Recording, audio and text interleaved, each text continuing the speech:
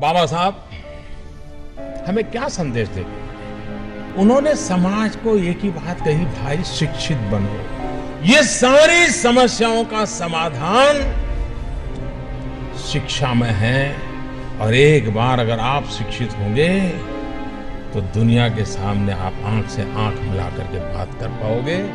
बाबा साहब अम्बेडकर पिछड़े वर्ग से जुड़े मुझ जैसे करोड़ों लोगों के लिए एक प्रेरणा है।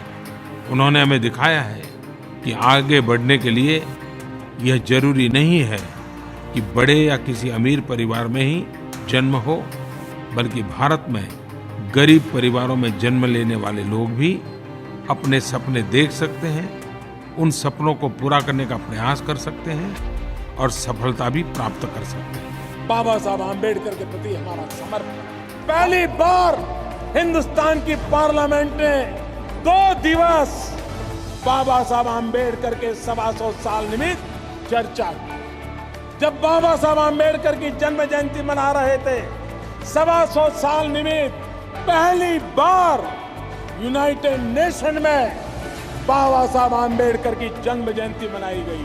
पहली बार दुनिया के 102 देशों में बाबा साहब आम्बेडकर की जन्म जयंती मनाई गई।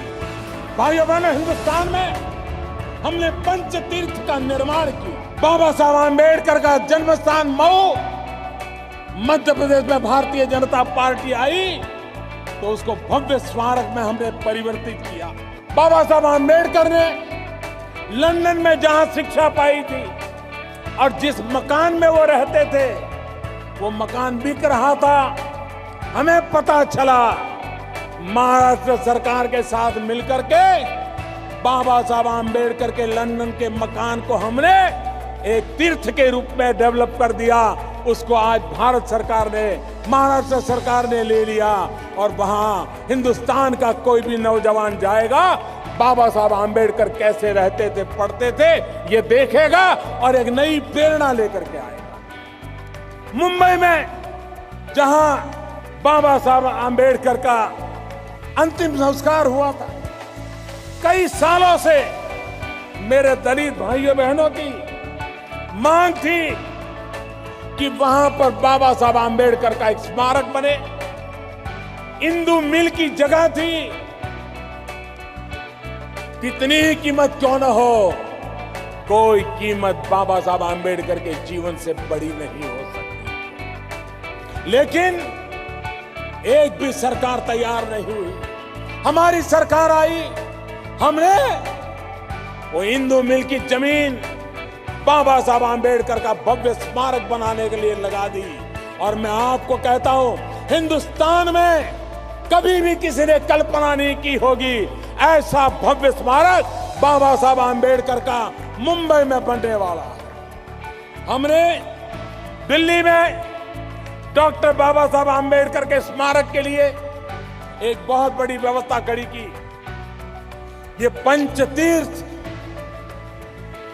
सिर्फ और सिर्फ भारतीय जनता पार्टी की सरकार ने बनाए, भारतीय जनता पार्टी के नेतृत्व में बने। बाबा साहब आम्बेडकर को शायद किसी सरकार ने इतना मान सम्मान और श्रद्धांजलि नहीं दी होगी जो इस सरकार ने दी है।